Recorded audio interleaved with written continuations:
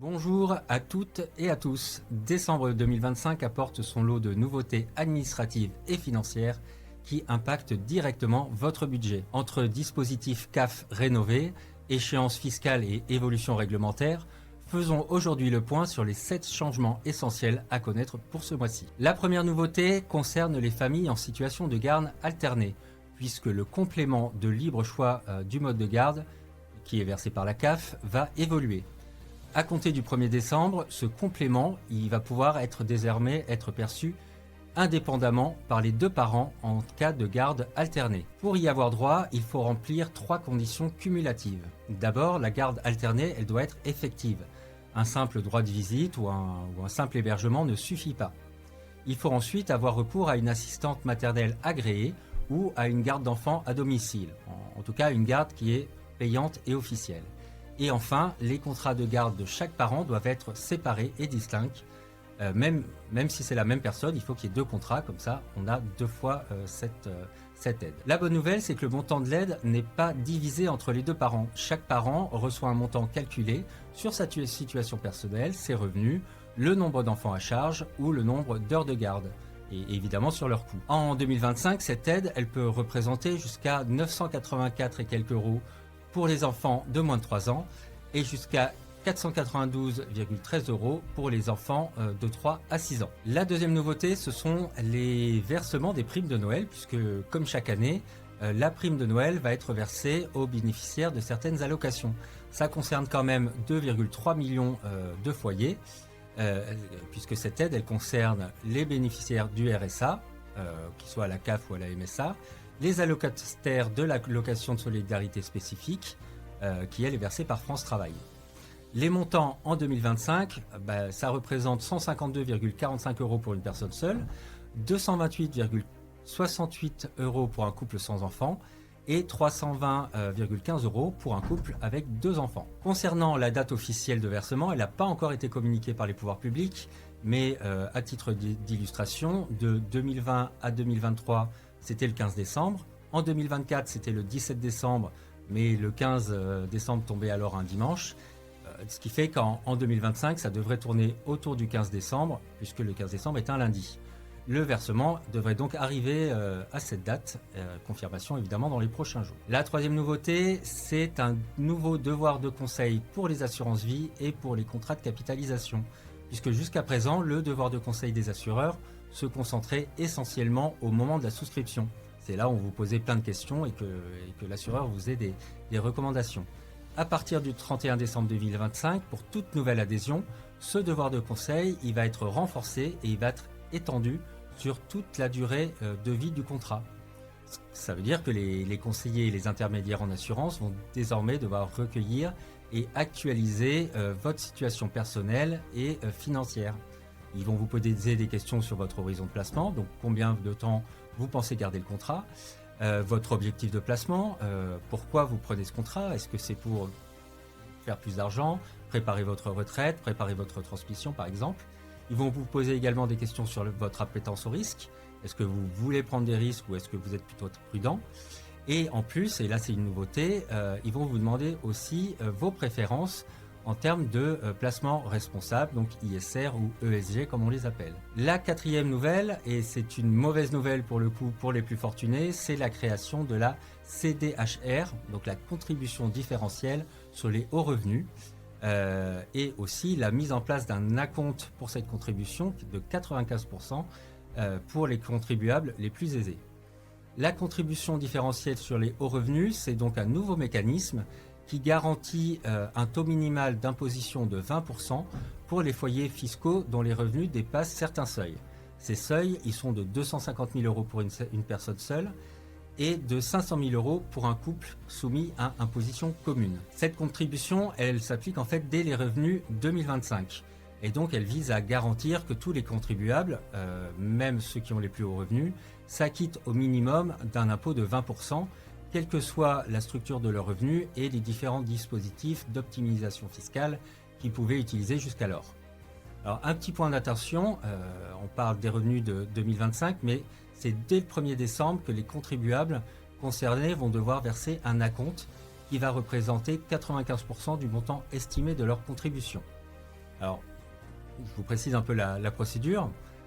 Vous aurez un service en ligne qui va s'ouvrir sur impôts.gouv.fr à partir du 1er décembre, où vous allez déclarer une estimation de vos revenus dans votre espace particulier. Et cette déclaration va faire l'objet d'une avance qui sera ensuite régularisée sur votre avis d'imposition 2026 au printemps. Et si jamais vous avez trop versé, on vous remboursera la différence à l'été 2026 si la compte était trop élevée. Côté impôt, une autre nouvelle, mais qui concerne cette fois-ci tout le monde, il y a 2 échéances fiscales majeures qu'il ne faut pas rater en décembre. La première date, c'est l'actualisation du prélèvement à la source, puisque vous le savez, vous pouvez modifier votre taux de prélèvement à la source. Si vous l'avez fait en cours d'année pour l'adapter à une évolution de vos revenus, il faut refaire l'opération avant la fin de l'année pour que le nouveau taux soit aussi appliqué sur votre bulletin de paie de janvier 2026. Donc il faut le faire avant le 6 décembre. Alors comment procéder ? C'est pas très compliqué. Vous faites d'abord le calcul de combien vous pensez gagner sur l'année 2026, sachant que l'administration fiscale, si vous n'avez si vous avez du mal à faire ce calcul, recommande d'appliquer une augmentation de 3% pour prendre en compte vos augmentations de revenus. Et puis vous faites la déclaration en ligne sur impôts.gouv.fr. Sans cette actualisation, c'est votre ancien taux qui va revenir et s'appliquer en janvier, avec un risque de décalage entre votre imposition réelle et le prélèvement effectué. Soit vous verserez trop, soit vous risquez d'avoir un rattrapage à l'été prochain ou à la fin de l'année prochaine. La deuxième date, c'est la correction de la déclaration 2025, puisqu'en réalité, c'est votre dernière chance pour corriger votre déclaration d'impôt sur les revenus de l'année dernière, les revenus 2024. C'est la déclaration que vous avez fait au printemps 2025. Vous pouvez modifier encore dans les prochains jours les salaires ou les pensions que vous auriez oubliées, les options d'imposition des revenus financiers, vos revenus fonciers, les charges déductibles que vous auriez oubliées et toute erreur que vous auriez identifiée dans l'avis d'imposition. Pour faire les modifications, vous pouvez corriger directement en ligne via votre espace particulier impôts.gouv.fr. Il y a une rubrique spéciale qui s'appelle « Corriger ma déclaration ».